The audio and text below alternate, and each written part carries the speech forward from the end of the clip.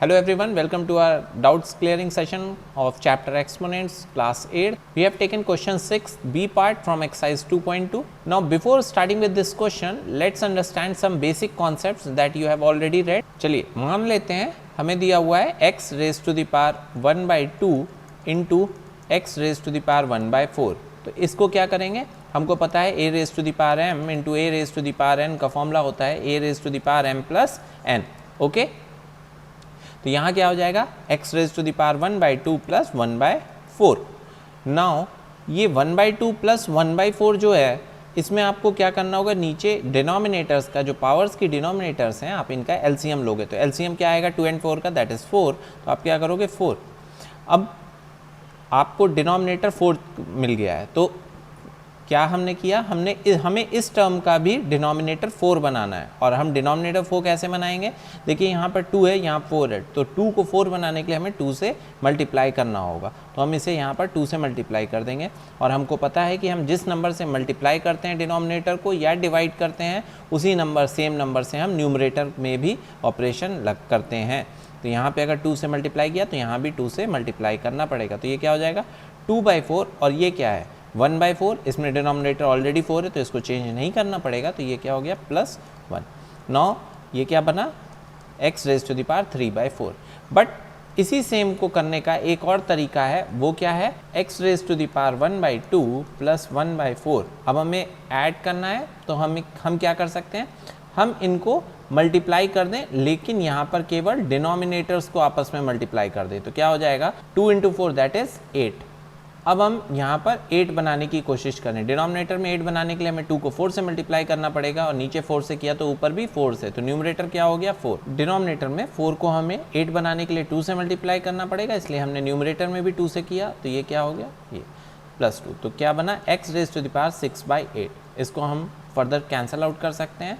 तो ये क्या बना x raise to the power 3/4. Now आप एक बात का ध्यान दें कि देखिए यहाँ भी x raise to the power 3/4 और यहाँ भी x raise to the power 3/4. ये दोनों आंसर सेम आए हैं बट हमने 2 डिफरेंट ट्रिक्स लगाई हैं. तो फिर हम इस वाले ही ट्रिक को क्यों नहीं हमेशा इस्तेमाल करते हैं, क्योंकि इसमें तो हमें एलसीएम भी नहीं लेना पड़ा. देखिए बेटा एलसीएम का फुल फॉर्म क्या होता है, LCM that is least common multiple. तो सबसे छोटा नंबर मल्टीपल में जो बन जाए, यहाँ पर क्या था और हम अगर एलसीएम लेते 2 और 4 का तो 4 हो जाता, तो हमें डिनोमिनेटर में 4 बनाना पड़ता. यदि हम एलसीएम लेके करते हैं तो हमारी जो वैल्यूज़ हैं वो छोटी रह जाती हैं. यहाँ पर देखिए आपको डिनोमिनेटर 8 बनाना पड़ा, लेकिन अगर आपने एलसीएम लिया था यहाँ पर तो यहाँ पे आपको 4 ही बनाना पड़ा डिनोमिनेटर में. तो ये सीधे 3/4 आ गया, यहाँ पर आपको कैंसिल आउट करके लाना पड़ा. अभी बात हो रही थी जब वैल्यूज़ बहुत छोटी छोटी हैं, जब वैल्यूज़ बढ़ जाएंगी तो यही चीज़ बहुत ज़्यादा हेक्टिक लगने लगेगी. जैसे कि अगर मान ले क्वेश्चन है 1/2 into x raise to the power 1/16.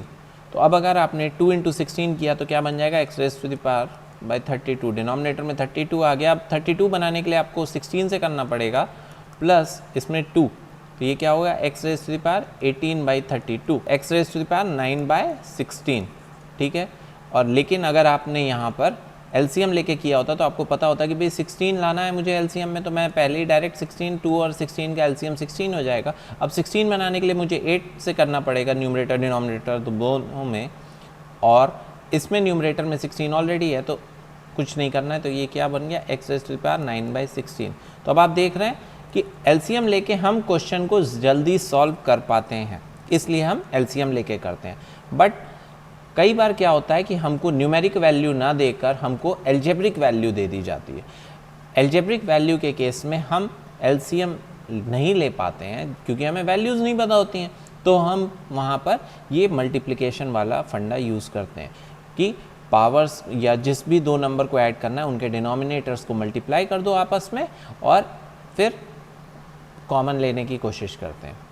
तो चलिए अब इस क्वेश्चन को सॉल्व कर. सबसे पहले हम क्या करेंगे, फॉरमोस्ट थिंग कि हम पहले सिंप्लीफाई करें, उसको सिंपलेस्ट फॉर्म में ले जाएं जो भी इक्वेशन दी हुई है. तो यहाँ क्या हो जाएगा x raise to the power 1/a minus b into a minus C into x raise to the power 1/b minus C into b minus a and x raise to the power 1/c minus a into C minus B. अभी आप देखो, आपको इसका x raise to the power m into X raise to the power n into X raise to the power p, तो इसका क्या होगा x raise to the power m plus n plus p। तो अब इसमें क्या, आपको डिनोमिनेटर्स को आपस में मल्टीप्लाई कर सकते हो। एक तरीका तो यह है कि आपने इन दोनों को इन दोनों टर्म्स में मल्टीप्लाई कर दिया फिर इसमें, तो वो बहुत हेक्टिक हो जाएगा।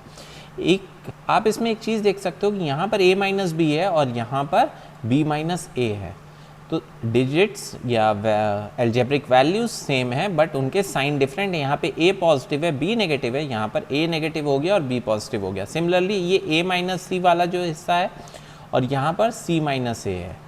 सिमिलरली ये b माइनस सी है और यहाँ c माइनस b है। तो हम क्या कुछ ऐसा कर सकते हैं कि हमें ये a माइनस बी है, देखो कॉमन फॉर्म क्या है, a minus B, b minus C and c minus a। तो a माइनस बी तो हमें मिल गया, लेकिन a माइनस सी है और हमें c माइनस a के फॉर्म में बना लेंगे तो ईजी लगेगा। तो हम क्या इसे c माइनस a के फॉर्म में बना सकते हैं? जी हाँ, इस a के पास दो नेगेटिव हैं, इस वजह से ये प्लस बन गया है, और इस c के पास एक नेगेटिव है इसलिए ये माइनस में है। ठीक है, तो अगर हमने एक a का नेगेटिव ले लिया और एक c का ले लिया, इन दोनों में से एक नेगेटिव कॉमन ले लिया, तो क्या बन जाएगा, ब्रैकेट के बाहर माइनस आ जाएगा और क्या हो जाएगा, c माइनस a।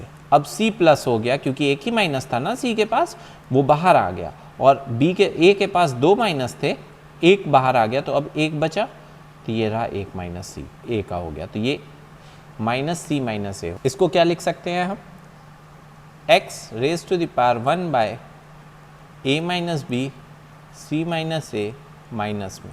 ठीक है, similarly plus 1 by b minus c. अब यहाँ पर b माइनस a था, हमने a माइनस बी बनाया तो हमने एक माइनस बाहर ले लिया, एंड यहाँ पर 1 बाय c माइनस a, और हमें क्या चाहिए, देखो हमें यहाँ c माइनस a चाहिए था, c माइनस a है, c माइनस b है और हमें चाहिए क्या, b माइनस c, तो इसमें ये हो जाएगा minus b minus C and c minus, कि कहीं अगर लिखा हुआ है 1 अपॉन माइनस a तो इसे हम माइनस 1 बाई a लिख सकते हैं। जैसे कहीं 1 अपॉन माइनस 4 लिखा है तो आप इसे माइनस 1 बाई 4 लिख सकते हैं। ठीक है, ये लिख सकते हैं ना।